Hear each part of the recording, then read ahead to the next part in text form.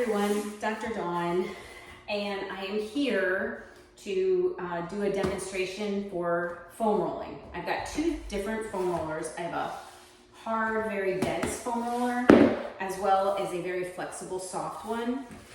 So many of my patients come in with just really tight IT bands, and as well as calf muscles, like it just translates all the way up into the hip, which in turn causes a lot of back pain.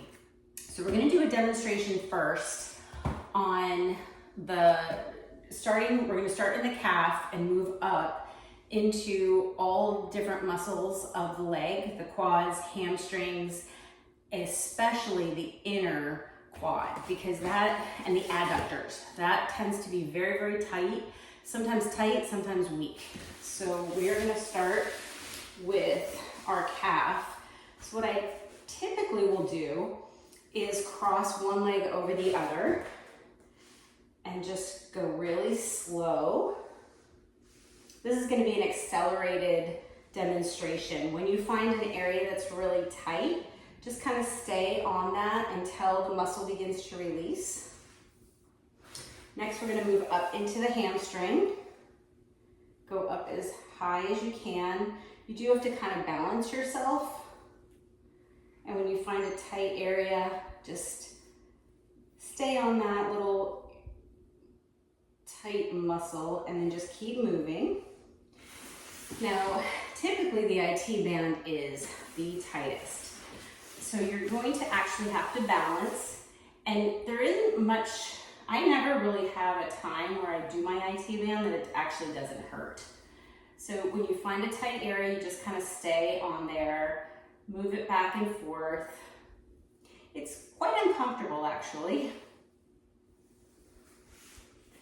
Okay, now next we're gonna move into the quad.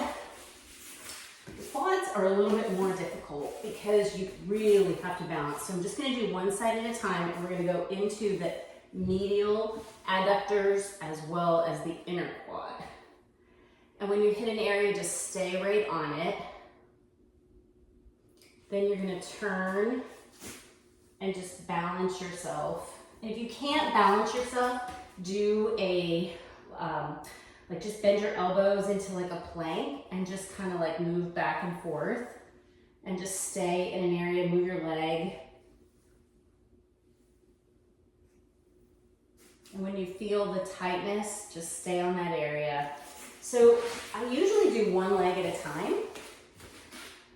Now, I never recommend the harder, dense foam roll for your back or whether it's your upper, your neck. I usually use this very flexible foam roller.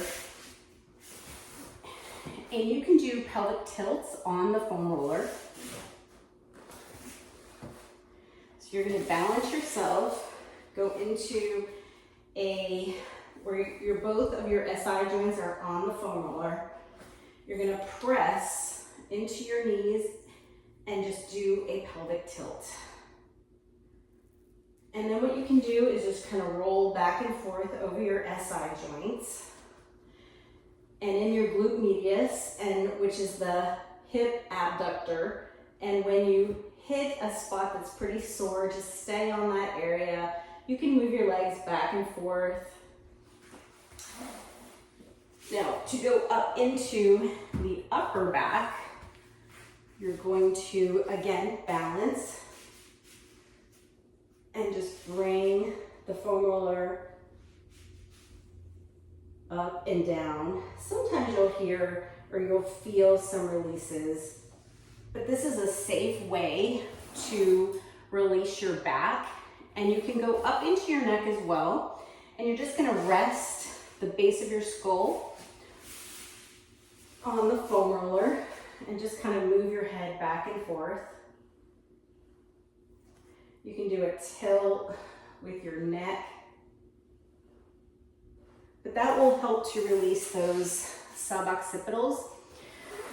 So that is a quick demonstration for the foam roller, but like I said, I would not get a hard foam roller for your back. If you only have a hard foam roller, what you can do is you can lay on it vertically Just make sure your head is supported and you can just kind of move back and forth. That helps with balance points. And then you can even bring your elbows down to the mat or the ground. And this will really help to open up your upper back area. So there's many things that you can do with these foam rollers.